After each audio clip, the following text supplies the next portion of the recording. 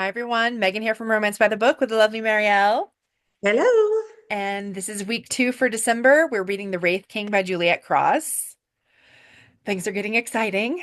Yes. So we kind of introduced this whole world. It's been worn torn for ages. Hmm. We've got like almost like from the earliest of times, these two groups of people have been like At odds. separate and at odds. Yep. And now they are under one king, Hmm. and that is the Wraith King, Hmm. Galaya. And he has married slash taken as Mizrah, Yeah. the princess from the Light Fae, who are like descendants from the moon goddess. It's like a Hmm. whole thing. Yes. Um, but it's interesting because they just got married. Hmm. They're just now like first kind of like at home dinner together. Right. Yes. And he And has said we're going to eat together in private. We're right. not going to be.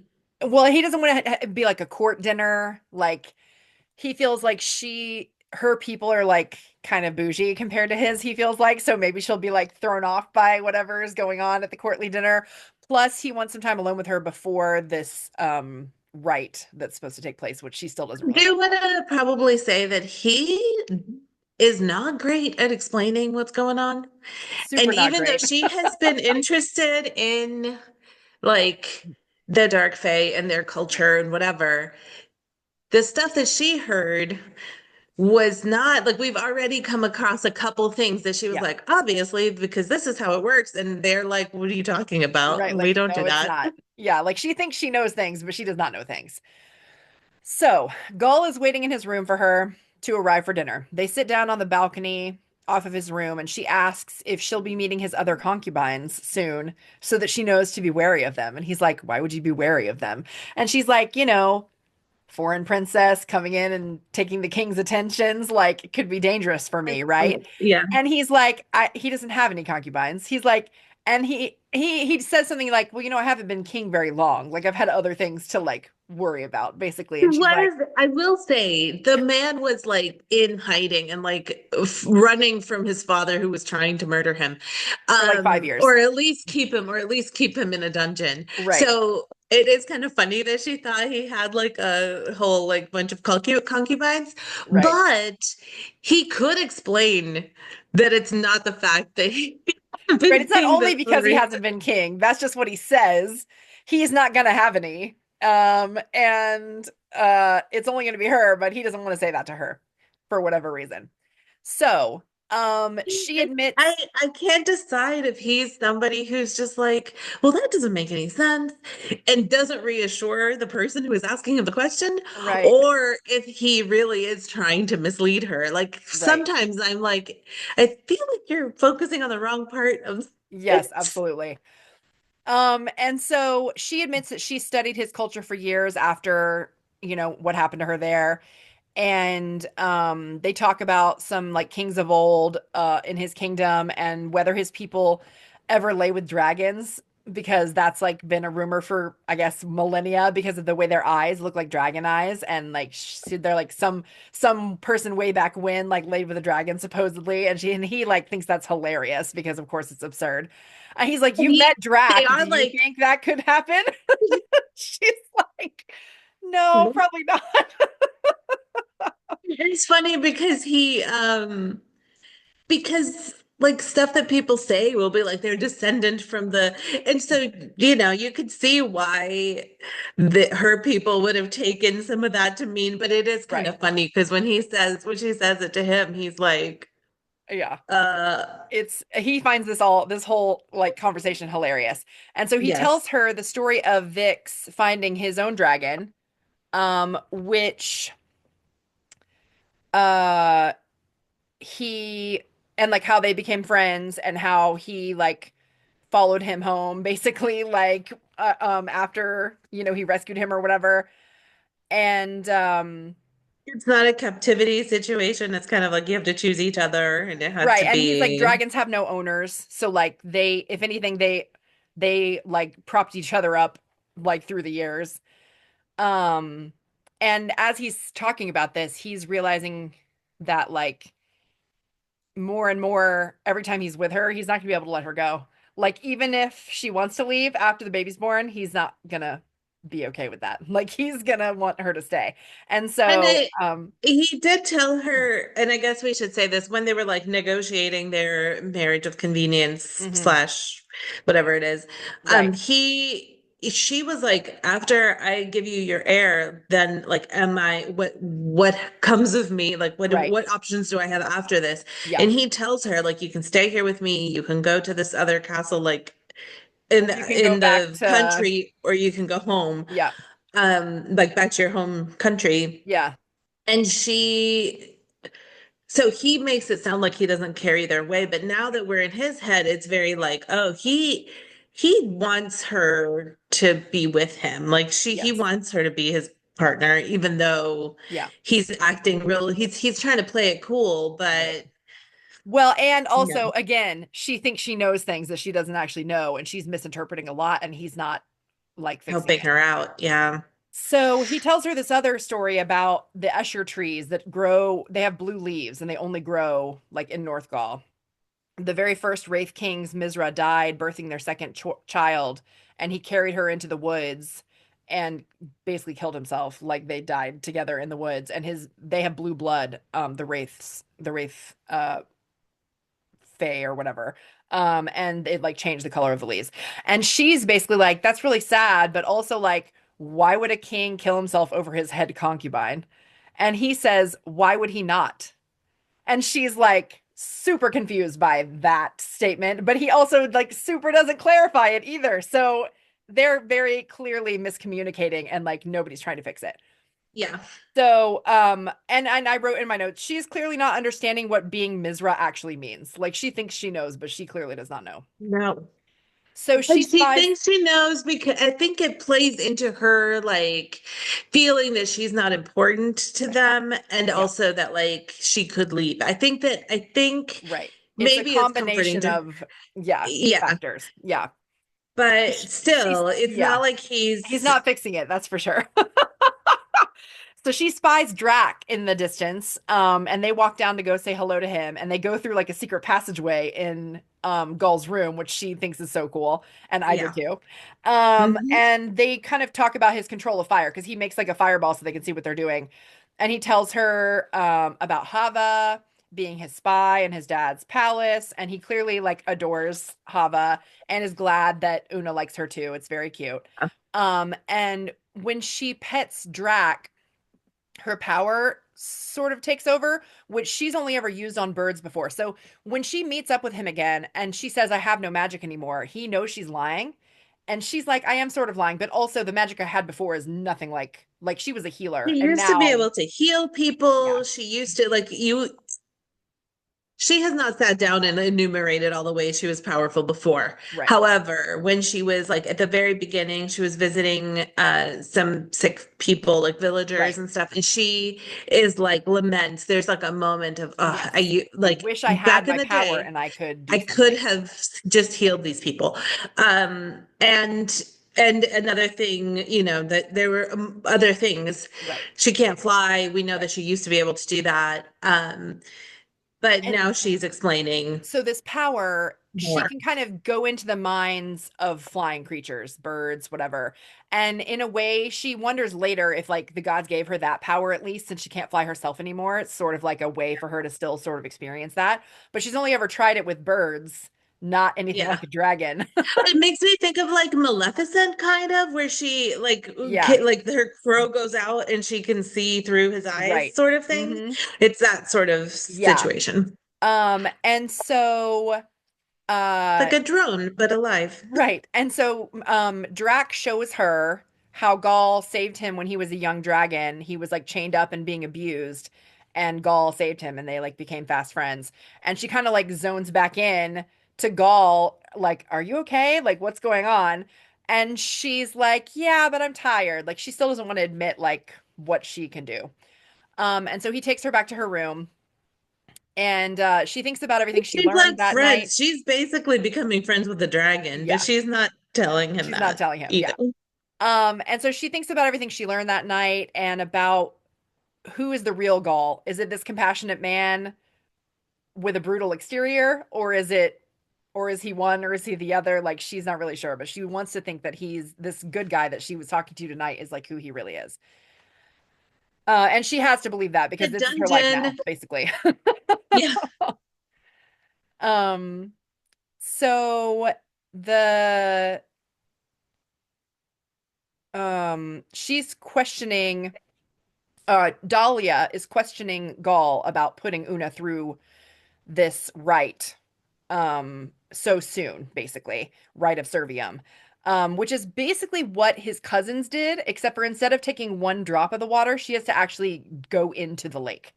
So it's extremely dangerous. And So if like she's not, submerge herself in yes, there. and if she's not the one from the one, like from the visions, then she's probably going to die. And so Dahlia's like, are you sure? You know, because Dahlia's not even as sure of her own vision as Gaul seems to be. And she doesn't really understand that. And he's like, no, like, I know it's her. Like, she's the one. Chapter starts with him being like, "What do you mean?" Like, I know, of course Of course she's the she is. one. Yeah. And so it's like he seems real convinced, Oh, and yeah. Dahlia's kind of like, "Okay, but are you Are sure? okay, but she could not Because be. Yeah, it could not be her. And he's like, no, it is. she's kind of like, my vision isn't." You kind of get the feeling that she might be like a little scared that what if she's wrong and like maybe I'm gonna Right. get this girl killed or Yes. And so but he also wants Dahlia to tell Una like what this all entails and like what's expected of her. Like he's not going to do it himself, the coward. So Dolly's like, yeah. okay, great. So he takes Dahlia out to the garden where Una is hanging out. And Dahlia tells her about the rite, and Una is horrified. Number one, that she could die, and that if she doesn't, she's going to be paraded naked and painted gold through the throne room in front of all the courtiers and everybody. And they consummate their relationship right Front there of in the middle of the everybody. throne room. And she is like, hell no. That's her first, like, she's like, first of all, I could die. Hell no. Second of all, if I don't die, then that's what's waiting for me. Hell no again. So she's very unhappy about this situation, obviously. Conan She thinks is it's not barbaric. an exhibitionist. No, she I thinks it's feel like in a barbaric. different book, the And heroine she, might have been like, maybe, but in oh this my God, one, no, she is very unhappy. So she runs back inside. She can't stop her tears, which it's really concern her guard.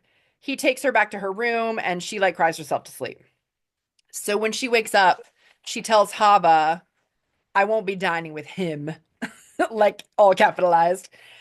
Um, so she's sort of raised her voice to Hava, not because she's mad at Hava, but like, no, I'm not going to be dining with him. And he busts yeah. in and they have it out.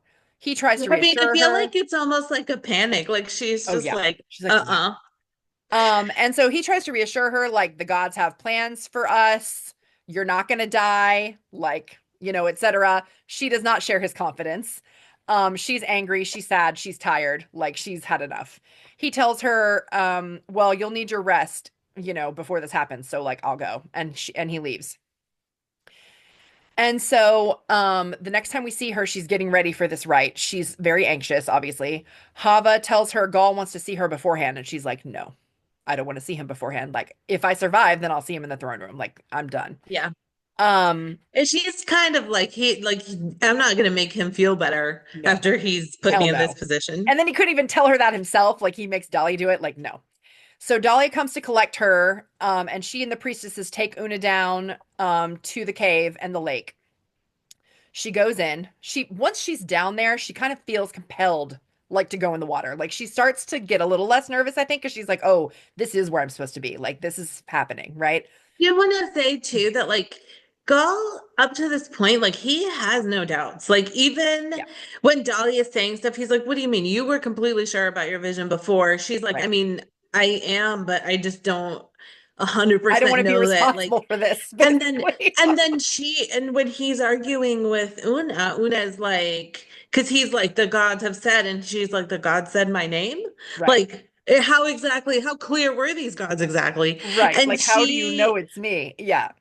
and so he has no doubt. No. But just before the ceremony,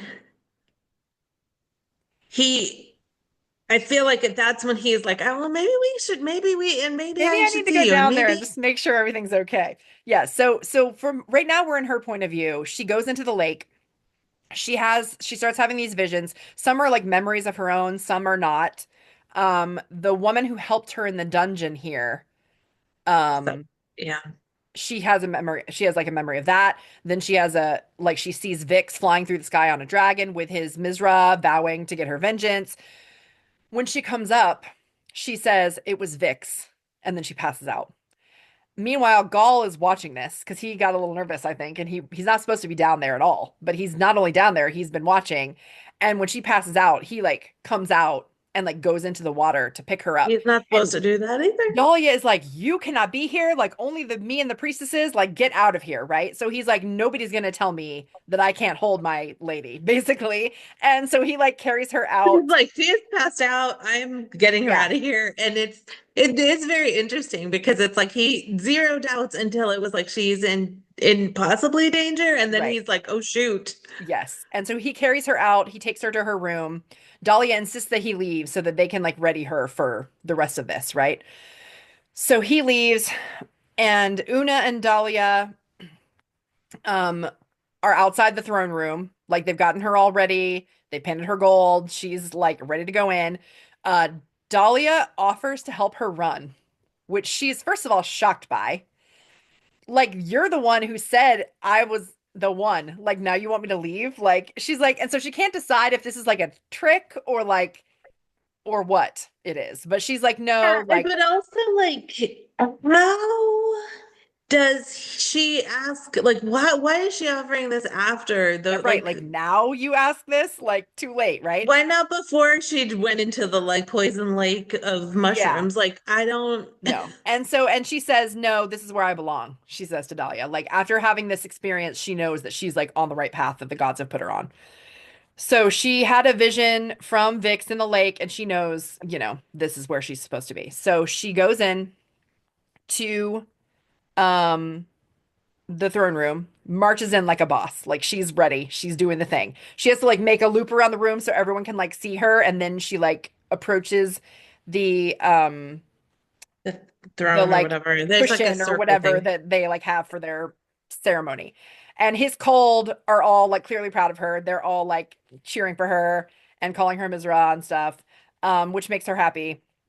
And so Gaul announces like that he's chosen her as she kneels down on this big cushion in the middle of the room. She's super nervous, of course, and still not happy about this whole audience situation. So Gaul, as he approaches her, makes like a ring of fire around them, so it's harder for everyone in there to People to see them. see. So it's a little bit of privacy, It's like which a curtain, but flames, right, which curtain is of nice flames, if yes, you're naked. You're probably cold. yeah. And anyway, And so he comes and joins her on the cushion. He makes the wall of flames. He gets her off and like breaks her barrier at the same time, like with his fingers. And he like puts the blood on the cushion as like proof. And then he like picks her up and walks out. Like he's supposed to do the whole thing there, but he's like, nah. And he like doesn't. He picks her up and leaves. he is trying to kind of cover her up. Right. And trying to like kind of, I don't know, he's trying to shield her Yes. in the And best he knows ways she's that he uncomfortable, knows. and like she's already in an uncomfortable situation to begin with. Plus, this is like a whole other layer. So he's doing what he can for her. So he takes her to her room. They have sex. It's very emotional for her, and she cries, which he clearly misunderstands Misinterprets. and assumes the worst about. And so directly after they finish, he pretty much like pulls out and leaves and like tells Hava like she needs a bath, like go take care of her kind of thing. Help her, yeah. And he The said, thing but that's funny is he's been like ever since she was like going in that lake, all he's thinking is I can't hurt her. Like yes. I cannot hurt her. And so I think this is a real like this is real hard for him Yep. And that she cries she's and he assumes the worst. And he says to her, like, don't worry, I won't bother you again. I'll give you time to heal. I'll be back in your fertile time. And in her mind, she's just had this emotional experience, all of it, the lake, the being naked, the everything, and she just had sex for the first time, and she was feeling some type of way about it, and then he just like dips out and is like, I won't bother you till you're fertile. Like in other words, all she's good for is a womb, which really pisses her off and also makes her super sad. And Well, so, just she's starting to think that maybe like because she was like, well, I am where I'm supposed to be. Also, like maybe this isn't so bad. And then yes. Oh, he what an reinforces idiot. everything that she thought she knew, So like she, a dummy. yes, like a super dummy. So she gets this like sharp pain in her wrist, and on both wrists, she gets like a rune from the gods, which kind of looks like a little lightning bolt. And as far as she knows, it's the first time a light fae has ever His head. gotten that.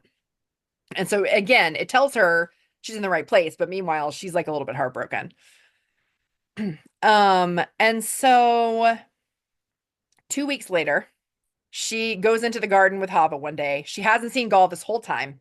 She's gone from sad to big mad about Mm-hmm. it. As she Um, should. Like, what is Yes, wrong with him? absolutely.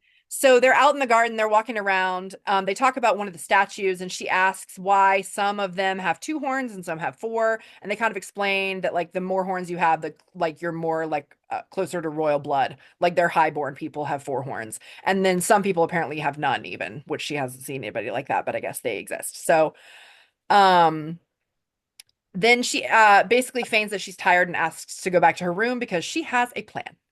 And her plan is that when they get back to her room, she shows Hava this book that she brought from home with the oracle prophecies and explains everything about what she was looking for and why. And there's like a God touch text that's in this area of these falls where she was captured, and she was looking for it when that night that he rescued her. And so she wants to go find it. You leave a girl alone long enough, she's Yes. gonna find a way to fill her Absolutely. time. And Hava's like, "Are we going to get in trouble?" And she's like, "I mean, maybe." And so Hava agrees to help her. And so sometime over the last 2 weeks while she was bored, she found an adjoining secret door between her room and Gall's. And so Yep. they go through that and then go through Gall's secret passageway out the back of the castle, back through the garden to these falls, is where she's trying to go. So, um, meanwhile, so they get away without the guards because the guards are right outside her door, and of course they have no idea that they left. So Gall, meanwhile, Direct, right. Since they exit in a different direction, yes, is in his war she's room, and it basically implies like he hasn't left this in 2 weeks. Like he's miserable, he's pissed off, everybody's making him mad. Like he hasn't seen her, he's been like trying to stay away, and now he's dealing with this unwanted visit from an ambassador from Issos who's come to check on her brother's behalf. make sure she's like, and this is, I guess, harkens back to what you were saying about her brother possibly being like unconvinced that she's going to be well taken care of. Like they Right. tell her that she's going to be treated like the princess that she is, but he's like, Yeah. whatever. They put her in a dungeon last time they caught her, so Right, exactly. So how do we know that she's not being coerced to say these things or whatever? So they're checking on her. So in walks her two guards and his other right-hand dude, Pulo. They rush in to tell him privately she's gone. Full panic mode on Gaul, okay? He orders Kepha to take this ambassador to a holding chamber with no windows so he can't fly away. Then two he, things, I guess, two things of like panic proportions, right? Like, first of yes, all, did this girl run away? right. Second thing, did this guy just show up here? Is this Is like a timing? distraction. What's Like, happening? what's Yeah. happening? So he like wants him held until he figures out what's going on. He calls the dragon. He flies to Escherwood. He can't believe she's trying to leave him. She made an oath. He's big mad, okay? He lands Drac right in front of where they're walking, like towards the river. Flapping the wings. Everyone's scared. Una is only angry. She Only. sees his face and then she's like, "Oh," and she takes off running. And he is pissed off and super turned on and runs after her. He chases her down. And he picks her up like firemen carry, and he's like walking back toward the dragon. And she's like, he's talking to her, "I can't believe you would try to leave me, blah, blah." And she's like, "I wasn't leaving you." And he doesn't believe her. And so finally, as she's still like hanging there over his shoulder and he's like talking shit to her, she says, "I was going to Draggle Falls." And she explains what she's looking for 5 years ago is the same thing that she was looking for today. And he's like, "Why didn't you just ask me?" And she's like, "Oh, when would I have And done that?" Also, why would I have wanted to do that? Like, and like, I haven't spoken to you. It's been 2 weeks. You disappeared. Like, she's clearly hurt. And he's like, "Oh my God, I'm an idiot. Like, I did agreed. this to her. I Yeah. assumed the wrong thing. I didn't talk about it. And now I've hurt her even worse. Right. So he feels wretched. He says he stayed away because all he wants to do is fuck her anytime he's around her. And he didn't think she would welcome that based on their first time because he mistook her tears for something they weren't. And so then he kisses her and then he tugs her back to the dragon. And so right as the guards are approaching to pick up Hava, he and Una fly away on the dragon. A storm starts coming in, so he heads for this cave, which is a place that him and Drac used to hang out when he was still like in exile. And so Yeah. he's got like a bed in there and some stuff. Like he used to like stay in there. Like it's kind of cozy Super convenient, for also. a cave. Yes. And so once they get inside and settled, he says, he's like, take off all your clothes or I'm gonna rip them off. And she's like, okay. So she does. And he does. And then they're having sex, and he's saying, like, I'll never let you go. You're mine. You can never leave me, et cetera, et cetera. And then she She says, likes it, but oh, she she doesn't does. trust it. Well, and then she says, vow to me that I will be your only one, even after you have an heir. And He's he, like, swear upon Vix himself, like yes. you. And he does. And he happily does that. And then he bites her. Now they are truly mates, which she didn't know, like, if that would ever happen. She was Like expecting a it the lot of first time they regular slept people. together. Sorry. She was expecting it the first time and then it never happened. Well, and then everything And else went wrong that time too. but I mean, like, so once he Yeah, left and didn't come back for 2 weeks or whatever, she was like, well, I guess this is not a not happening. thing. Yeah. And I think Hava at one point had said like regular people, like not nobles, like they do their own version of the rite basically, and then in private, like they have the bite and they're like mates or whatever. And she didn't Yeah. think like she's the Mizrah, but she didn't expect to be the mate, but now she is. So later, she tells him what she thinks is hidden at the falls. And then he notices her runes on her wrist after like they're laying there in bed. And he tells her that it's the symbol for hearth and home. And he's like, runes are kind of funny that way. Like they mean different things sometimes. And also depending on who it is, it can mean a different thing. Like you never quite know for sure, but like that's the gist of the rune that's on her hand or on her wrist. And she's like, "Can we just stay here? Because like everything is going right while they're here in this cave." And he's like, "No, we have to go back." So on the way back, she tells him about her power and how Drac allowed her to see his memories of meeting Goll, and it's very sweet. And then Una meets with the ambassador and like reassures him that she's fine and everything. But she also At this learned, point, he is kind of worried because he's yeah, been holed up in this room like captive for yes, for overnight like a till they day or came back. whatever, yeah. And she can tell he's hiding something and she's like, I demand to know what's going on right now. And so he admits that her brother is showing the first signs of infection and she's like, oh god, no, like I've got to find this cure. So Of he her also family, tells really. her about all the people that Gaul has sent into Lumeria to help rebuilding, which she didn't know anything about and she's like very happy about. Yeah. Because and she even says out loud like, why? Like, why would he do that? Like, he already won. He doesn't have to do that? And he's like, well, he doesn't want, he wants us all to prosper and live, basically. He doesn't want anybody to be like subservient or whatever.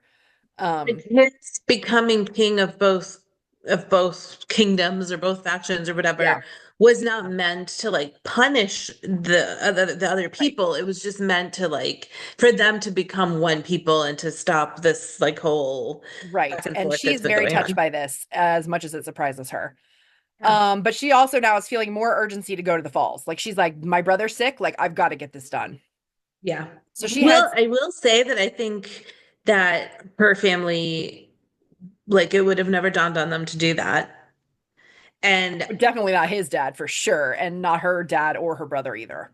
no, I Um, mean, she hasn't thought those thoughts, but like clearly in all the time that they had been in power, like right. nobody had Nobody considered was doing helping this. anybody else, that's for sure. Yeah. So she heads straight to Gull's war room to talk to him about, what she wants to do. And his most trusted men are there as well. And so she tells them all about the oracle her father excommunicated, who foresaw Lumeria's downfall. And it turns out that that was Vela. And everyone is shook, especially Kefa. And they Hmm. tell Una how Vela was put into prison at the same time as Kefa and Goll, after her vision of Goll usurping his father. And when this is happening, she has a flashback to her time in the dungeon and realizes that the old woman who helped her was Vela. Yes, Bella. You've got a situation where both of the dads have like they each of them got unwelcome news. This poor Oracle. Like Don't shoot only the the news messenger. that people are gonna hate the most. Like she's like, I'm Yeah, just I'm not saying making it that's my happen. I'm just job. telling you it's happening. Yeah, But she gets ousted it's from terrible. one, dungeon put in a dungeon from the other, Yes. and yet she still like uses the last of her strength and her magic to Yes. help Una. And Yes. and so Keffa, I think hearing that is very like, oh my goodness, like Well, and she starts crying, and Gaul sends everyone else out, and she explains it all to Gaul and tells him about the prophecy that that Vela said when she was putting the runes on her and everything. And she asks about Kefa being in love with Vela, and he says, yes, Vela was a priestess, like all oracles are priestesses. So like she had her vows and she kept them until the night she knew she was about to go to prison because of the king and what she had told him. And she yeah. went to Kefa, and they were found together in his like bedchamber, basically, like when they both got sent to jail. It's heartbreaking, honestly. Yeah. And so and he tells her, he's like, I'll find the text for you. And she's like, but you can't come. And he's like, it's too dangerous. She's furious. She's like, I'm the only reason you even know they exist. Like, I'm the one who's supposed to find them. You might never find them. And then where will we be? Like, this is stupid. Yeah. And so she's He so he mad. has turned into like protective, overprotective mode. Like I don't know what happened in that cave. I mean, I know what happened in that Yeah. cave, but I don't know what it did to him. Now it's the mate situation. Yes. So then we get a chapter from the trader's point of view.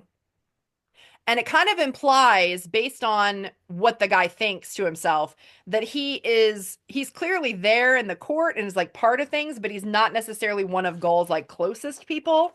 So like all the people that were in the room with her when she just told that story, like it's none of them. Like you kind of like get that vibe. Like, but Yeah. other than that, you don't really know anything. Other than that, this man also has a thing for Una, and he also wants the throne, and that's what he's the one that obviously Dahlia's like vision was about. Yeah, and it is kind of um like he thinks that he deserves her. Right. He thinks that like the throne and her are supposed to be his and not Gaul's. So later, she and Gaul are arguing again about her coming along, and she finally is like, F this, and like slams the door in his face to her room, basically. But she can't sleep, of course. And later that night, he comes through their connecting door naked, and she's like, "Go away, I don't want to talk." And he's like, "Good, I don't want to talk either." And he starts kissing on Wasn't her and like planning to talk. getting her worked up, and that makes her mad too, because she's like, "I don't like this sucks. My body's like betraying me, right?" And she's like, "I'm still mad at you." He's like, "Oh, I know. I'm gonna fuck the mad right out of you, basically." And so they do, and it is fire. And then she finally says, "I won't fight you anymore, even though you're wrong." And that is when he's finally like, "Ugh, fine, you can come." And she's so happy. So the next day they go to the falls. They're immediately set upon by these same little water sprites that pushed her into the icy water 5 years ago, which is part of how she got caught. And they're like, "Oh, you're back." And she's like, "What?" You jerks. And so they start dancing around and like reciting this song about a darkling fey lady come to see secrets. And they say that Elska, the goddess of the wood, came here and left words behind, whispered into the water, and that they scoop them up to protect them, and they're like behind the falls. So into the frigid water, her and Gaul go and follow these sprites under the falls into this cave. And earlier he had told her that when she first saw the sprites, she had started speaking this like language that no one knows anymore, other than these sprites who are like ancient, much Yeah, more so yeah. than anybody else. And she assumes it came from whatever Vela did to her when she was in prison, because that night, earlier that night, she didn't understand them. She's thinking back and she's like, oh, they were saying something to me and I had no idea what. And then they just like pushed me in the water. Like, and now she can talk to them. So, Well, and then like she thought she was having a conversation that everyone understood. And right. it turned out that everyone was like, what is What's happening? happening? Yeah. So that's all interesting. And so then she has to drink these words. So there's like a vial of words and they're like floating around in there, but they're like the same language as what she just spoke and nobody knows how to read it. And they're like, you have to drink it. So she drinks it and she gets a vision. Um, and it's Elska like doing the thing that they said, whispering the words, whatever. And something that she says is they must mourn and remember their magic, their goodness, or all will perish. So she doesn't really know what that means, but like obviously it doesn't sound good. And then her wings start flapping and she flies for a What? minute, which is first of all very exciting for her, but also like super surprising. And also she's like exhausted because she hasn't done that in a long time and she's not used to it anymore. And then another mark burns into her. And it's one that means healer, which is what she used to be. So she's feeling like maybe all of these gifts are going to be coming back to her.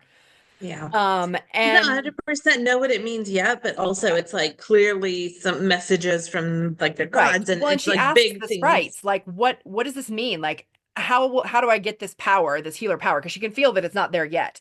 And they're like, you have to have all the words for the spell to be. And so Work. you Yeah. got to go find the other two, basically. It does confirm that she was right, that like she needs to be there and it couldn't just be like any Like they old wouldn't have told that to him. expedition. Yes, exactly. Or even if they had said it, they wouldn't have understood the words. Right, So exactly. So Gaul can sense more magic in her now, and he says it's really old, like what he feels when he's down at the Black Lake, like that kind of like ancient magic. And he suggests that they go home and get cleaned up and dry and fed and figure out location for number two so they can get the show on the road, basically. But she already suspects she knows where number two is, and she's pretty sure he's going to be mad about it. And that's she the does, end of she's like, chapter she's 31. not gonna like it, Yeah. but okay. So, yes, a lot more things are happening. Things are really starting to go get cooking with this quest that they're on. And so yeah, come back next week for the final part. So many things. Anyway, come back. We will be here. Also, find us on Instagram where we'll be chatting a little bit more about fantasy romance. So, We love it see so us there. much. Yes.